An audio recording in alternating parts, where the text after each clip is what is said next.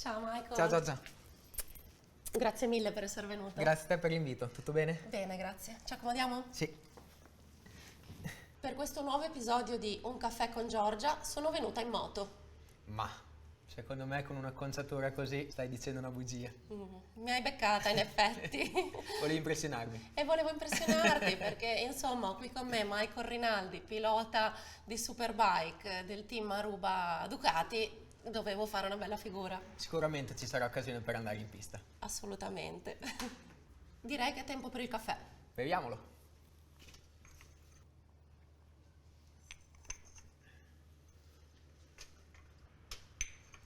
E ora posso lanciare la sigla.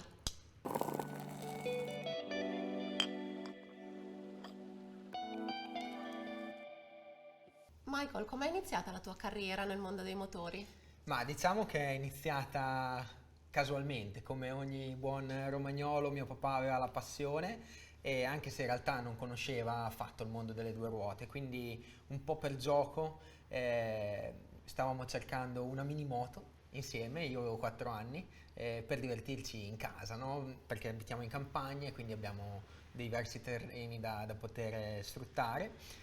E in realtà siamo incappati in una mini moto che ai tempi venivano vendute nei benzinai e poi da lì è partita tutta la mia carriera. Inizialmente è stato un gioco, poi i risultati arrivavano e è stato un attimo poi approcciarci ai campionati prima regionali, poi nazionali e da lì in poi fino comunque ai 15-16 anni è una passione solamente, anzi con tanti sacrifici e poi Immagino. diventa un lavoro vero e proprio perché poi iniziano i contratti un po' più importanti, sponsor, ingaggi, campionati a livello internazionale, quindi il gioco e la passione si è trasformato poi in un lavoro che comunque rimane la mia passione, però è un lavoro a tutti gli effetti. Sei stato un enfant prodige comunque perché sei giovanissimo e hai iniziato a 15-16 a farlo diventare una professione, quindi abbastanza presto, no? Sì, diciamo che ho iniziato presto anche in campi internazionali, perché comunque lo sport delle due ruote, se vuoi crescere comunque ti devi un po' affacciare anche prima ai campionati europei, poi ai campionati del mondo e ovviamente ci sono tante dinamiche le quali poi ti permettono o meno di sfondare. Io sono stato comunque fortunato perché nonostante vengo da una famiglia normale e ho avuto degli sponsor che hanno investito su di me, altrimenti è uno sport un po' di nicchia che è difficile andare avanti, portare avanti perché è costoso Certo. e quindi diciamo che la fortuna e anche la bravura che mi ha permesso di raggiungere certi risultati, ma anche poi portato, mi ha avvicinato persone, sponsor che hanno voluto investire su di me e questo mi ha permesso di raggiungere gli ambiti internazionali. Dato che hai nominato la famiglia, io da mamma mi chiedo, i tuoi genitori come hanno vissuto e come vivono questo sport, che per quanto sia stupendo è sicuramente vissuto con un po' d'apprensione, immagino. Ma sicuramente, però diciamo che mio papà inizialmente è stato lui, no, che insieme a me mi ha appoggiato in primis e mia mamma era contraria perché La posso capire. è uno sport, come hai detto, rischioso. Però poi è diventata la mia fan numero uno insieme al resto della mia famiglia e sono i primi a essere lì a supportarmi. E invece secondo me è un po' diverso per la mia compagna perché ogni volta che io gareggio lei la gara non la guarda nemmeno, è dietro con la testa bassa che è in ansia perché ancora forse si deve abituare, però penso che la tensione che anche la mia famiglia ma riesce a nascondere un po' meglio, fa sempre parte delle persone che ti vogliono bene, sia per il risultato, perché comunque sono i primi tifosi, Certo. ma anche per il rischio che può comportare una caduta, un errore o la semplice battaglia con il tuo avversario che porta l'adrenalina a 1000 sia a me che sto guidando la moto, ma sia anche a loro, ecco. Non stento a crederci, io sono preoccupata quando mio marito va a motorino in città, quindi figurati in pista. In città forse è ancora più pericoloso perché non hai le vie di fuga, ci sono le macchine che forse ti guardano un po' meno. Diciamo che negli anni la sicurezza all'interno dei circuiti è migliorata veramente tanto, quindi fortunatamente il 99% delle volte succede quasi niente o al massimo una slogatura, una piccola frattura comunque che ti porta a qualche settimana di riabilitazione. Diciamo che nel 99% dei casi, mentre invece in strada purtroppo avendo un palazzo, un muretto, il guardrail, è molto secondo me più pericoloso se non stai attento. E tu usi moto o motorini nella vita di tutti i giorni in città? Allora, paradossalmente io ho preso la patente per la moto solo un paio di anni fa. Ma dai! Sì, perché mi sentivo quasi obbligato nei confronti anche degli sponsor di Ducati, perché a volte avevamo degli eventi dove necessitavi la patente perché dovevi utilizzare la moto per strada e io non ce l'avevo, quindi ho dovuto fare la patente come qualsiasi altra persona. Infatti l'esaminatore si era messo anche a ridere. Ma l'hai passato alla prima almeno? L'ho passato alla prima e per strada diciamo che non la utilizzo tranne nel periodo estivo, perché mi piace andare a fare le vacanze anche con la mia ragazza, magari sul lago di Garda o comunque in località molto turistiche dove se hai la moto te la godi molto di più. Assolutamente. E com'è il tuo rapporto con la velocità? Beh, diciamo che è un qualcosa che durante gli anni della mia professione ho continuato a sviluppare, perché appunto parti dalle minimoto, poi cresci, le velocità, i cavalli aumentano e questo ti porta a non accorgerti dei rischi, dei pericoli e diciamo di quanto realmente stai andando. Ma quando poi vado a vedere ad esempio la MotoGP mi accorgo che in realtà facciamo delle velocità incredibili e questo mi porta a pensare che le due cose sono veramente separate. Una cosa è guidare la moto, una cosa invece è guardare da fuori e quindi dai, diciamo che in strada devo stare molto attento perché a volte mi capita di andare troppo veloce e quindi devo stare un po' calmo. Ma in effetti sai che l'anno scorso sono stata a Misano, dove ci siamo visti, ed è impressionante vedere le moto come vanno veloci, giusto? Cioè, l'hai detto tu che sei lì che lo fai, figurati per una persona normale come me, è stato incredibile, sembravano delle saette. Esatto, e poi infatti ho visto anche qualche giorno dopo che sei andata, credo, con una Lamborghini. Esatto. Hai trovato una Lamborghini, però ti ho risposto perché la velocità di crociera sembrava abbastanza, abbastanza bassa. Guarda, in effetti potevo giusto andare in retramare, cioè. Dobbiamo fare un corso di guida insieme. Dai, mi sembra un buon goal per il 2024, ce lo mettiamo per l'anno prossimo. Assolutamente. Mi piace. L'avversario numero uno nel tuo sport è sicuramente il tempo, quindi tu lotti contro il tempo. Come la vivi questa sensazione proprio del tempo che scorre durante la gara? Ma come si dice nel nostro sport, appunto il nostro primo avversario è il cronometro, perché noi dobbiamo essere in grado di essere il più velocemente possibile capaci di arrivare sul traguardo appunto nel minor tempo possibile, quindi di solito sono tra i 4 e i 5 km di pista e la differenza di solito tra il primo e l'ultimo pilota si parla di un secondo e mezzo, e tra i primi 5 a volte c'è un decimo di secondo. Nell'ultima gara mi ricordo che eravamo in 4 piloti in un decimo di secondo. Questo ti fa capire quanto devi essere preciso, quanto non puoi sbagliare nulla, ma soprattutto che la vera lotta è contro il tempo. Assolutamente. E la precisione è caratteristica ovviamente fondamentale per voi sportivi, atleti e anche per gli orologi che tanto ci piacciono.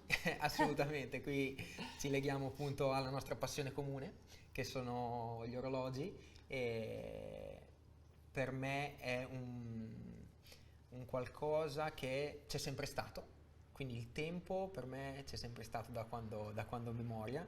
Uno, per quanto riguarda il mio sport, perché devo appunto lottarci o comunque Esatto. condividere la mia vita sempre col cronometro, e l'altro anche perché proprio a livello personale do veramente tanta importanza al nostro tempo e quindi per l'orologio per simbolo proprio è l'oggetto che io ho quotidianamente.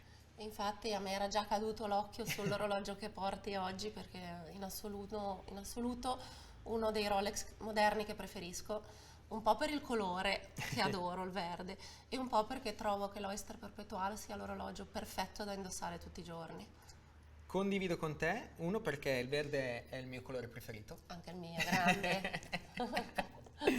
E, e poi perché trovo questo orologio un orologio che appunto puoi mettere tutti i giorni. Esatto, e Perché anche con tutti gli outfit secondo me, in tuta ma anche elegante, sta bene. sì, sì, e soprattutto la cosa che mi piace è appunto il fatto che sia colorato e quindi anche se è un orologio diciamo che puoi usare ogni giorno ha la sua particolarità, la sua peculiarità e questo lo rende appunto uno dei miei orologi preferiti da indossare tutti i giorni.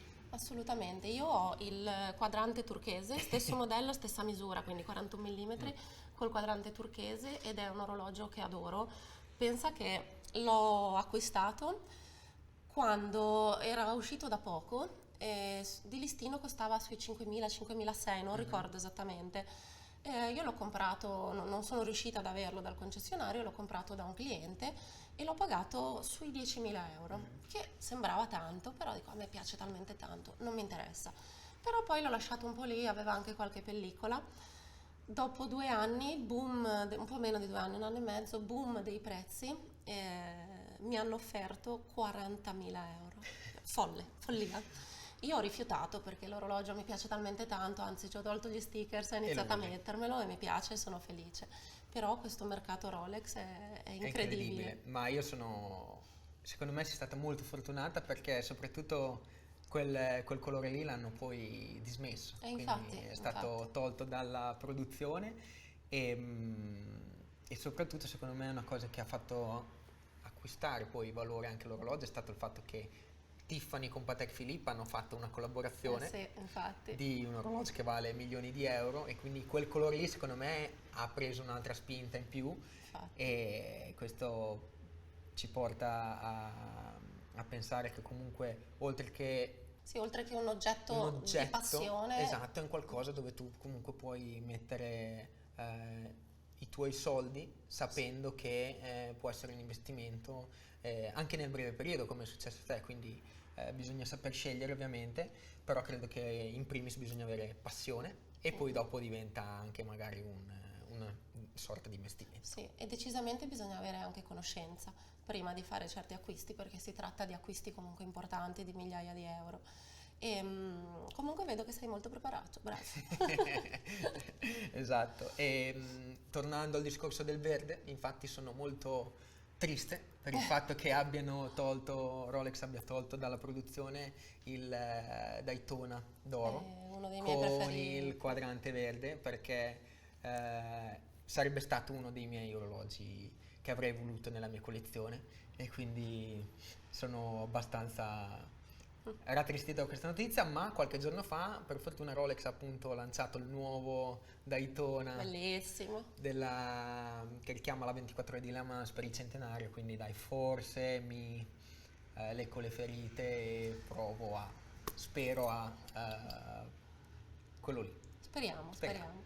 Comunque per tornare al Daytona in oro giallo quadrante verde, che è in assoluto uno dei miei preferiti, non è che tu non possa averlo. Chiaramente quando esce di produzione il prezzo che si deve pagare è il prezzo di mercato e ahimè è abbastanza alto per quello lì. Esatto. Però è un pezzo che secondo me può rappresentare un buon investimento anche pagato cifre importanti perché è comunque collegato a un personaggio famoso, è stato denominato John Mayer proprio perché il musicista americano John Mayer lo ha nominato durante un'intervista su Dinky, ha acquisito valore, è stato rimosso dalla produzione, un metallo importante, prezioso, quadrante verde che è molto di moda, secondo me è un orologio che potrà continuare a salire nel tempo.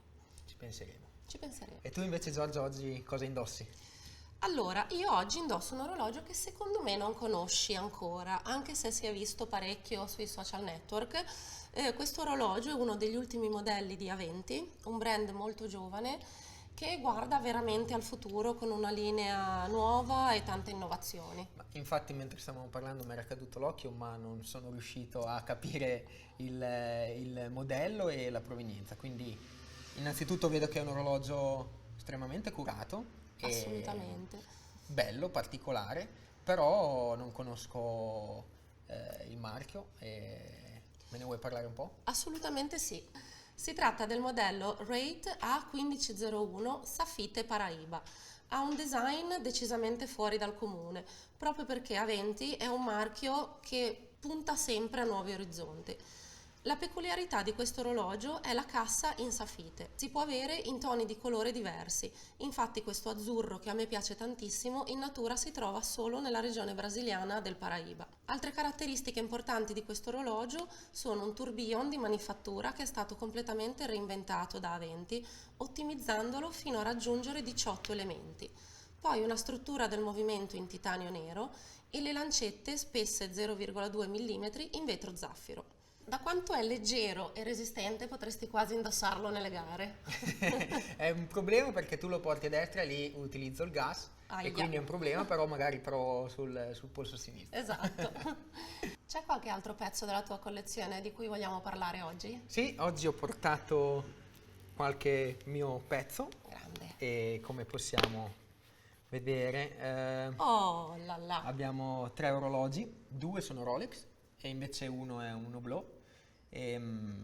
Allora, partiamo dal fatto che io sono dell'idea che l'orologio ti deve piacere e deve essere un qualcosa che indossi, perché altrimenti se lo utilizzi solo come forma di investimento perde un po', secondo me, quella cosa in più che ha, perché non è semplicemente un oggetto da investimento, ma a me piace proprio capire la meccanica, capire la differenza tra un modello e l'altro, valorizzare. Sono totalmente d'accordo con te. Mi piace valorizzare molto l'arte e il tempo, l'ingegno che viene messo su questi oggetti, a mio dire molto belli e importanti. Infatti hanno segnato la storia dell'orologeria. Sì, sono d'accordo con te. Partiamo dall'Hublot, diciamo, Sì. che è un po' un orologio che a me piace indossare tutti i giorni. E questo l'ho comprato non per investimento, ma perché è un orologio che mi piaceva È molto bello. mi piace anche perché sotto, dopo ve lo mostro, non è chiuso, è aperto e quindi tu puoi vedere il movimento. E questo è l'unico orologio al momento che ho in collezione che ha questa caratteristica.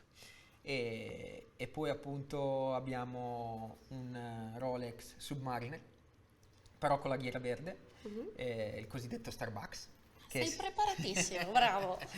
Che secondo me è il Submariner per una persona che ha Rolex è un must have.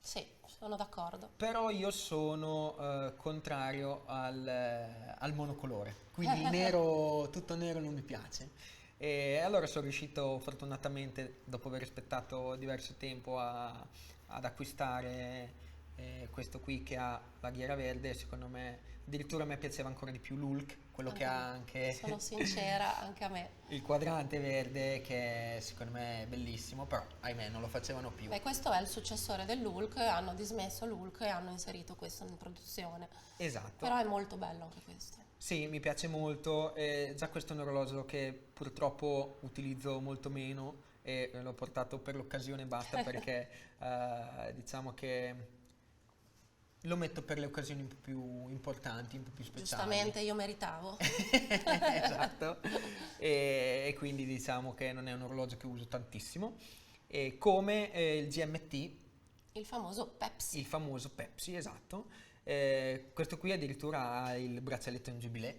Bello. quindi una particolarità, un qualcosa che secondo me avvalora l'orologio. Lo rende più affascinante, Sì, secondo a me piace di più il giubilè. Anche secondo me. Ti devo dire la verità. Anche se molti dicono che è il braccialetto delle donne, però a me piace sull'uomo tanto quanto sulla Me donna. lo dicono perché rosicano, lo vogliono. Esatto, quindi questi qui sono 3 orologi della mia collezione, oltre a quello che ho al polso, che diciamo utilizzo un po' di più, perché comunque sì, è vero che bisogna utilizzarli, ma bisogna anche trattarli nella maniera corretta e Assolutamente. valorizzarli, e quindi magari tirarli fuori come se avessi una Ferrari, no? Non puoi andarci al supermercato, la devi Esatto. valorizzare, utilizzare o la domenica o quando hai un evento importante. E poi la devi curare, preservare nel Sì, modo giusto. per fortuna hanno una manutenzione minore rispetto a un motore o a una macchina, però questo diciamo che ogni tanto vado lì e li ricarico, li faccio un po' girare perché Ci mi hanno sta. spiegato che il movimento comunque ha piacere se li fai comunque attivare, se attivi di Decisamente più. meglio non lasciarli fermi per troppo Sì, tempo. sennò potrebbe avere dei problemi, credo. In futuro, In anche se futuro. i Rolex devo dire che vanno talmente bene che per fortuna i problemi non capitano molto spesso. Hai nominato la Ferrari, così voglio chiederti se sei un appassionato anche di macchine. Sono un appassionato di in realtà purtroppo ho troppe passioni. E costose, mi sa. Sì, però diciamo che le macchine non le colleziono, non ne ho, anzi sono molto fortunato perché Ducati fa parte del gruppo Audi e Ah, quindi ci viene fornita una macchina, quindi diciamo che è una spesa che non ho e grazie a questo comunque riesco poi a diciamo potermi permettere qualche sfizio in più che può essere appunto un orologio o in questo caso mi sono addirittura comprato la mia prima casa e complimenti. questo è secondo me una cosa molto bella perché dà un traguardo importante perché assolutamente credo che investire nella miglior maniera sia e non sprecare sia anche Certo. il miglior modo di valorizzare i soldi e gli oggetti che poi utilizzi. Assolutamente. E congratulazioni per la nuova casa, un Grazie. passo veramente importante. E io ti faccio l'ultima domanda che un po' tutti i miei ospiti temono. Mhm. Se potessi tornare indietro nel tempo, dove andresti? E mi hai messo abbastanza in difficoltà, però la cosa appunto bella del tempo e della vita in generale credo che non puoi ripetere i momenti e mi piacerebbe magari tornare a dei momenti sia soprattutto quelli un po' brutti della mia carriera dove magari ho fatto degli errori per cambiarli, per aggiustarli, ma quegli errori lì mi hanno portato poi a essere un pilota migliore, una persona migliore e quindi credo che l'esperienza accumulata nella vita per ogni persona ci rende, se sappiamo appunto migliorarci, ci rende comunque una versione migliore di noi stessi. E quindi non voglio tornare indietro, voglio andare avanti partendo da Caffè con Giorgia. Grazie mille, sono stata io davvero fortunata ad averti con me oggi. Grazie.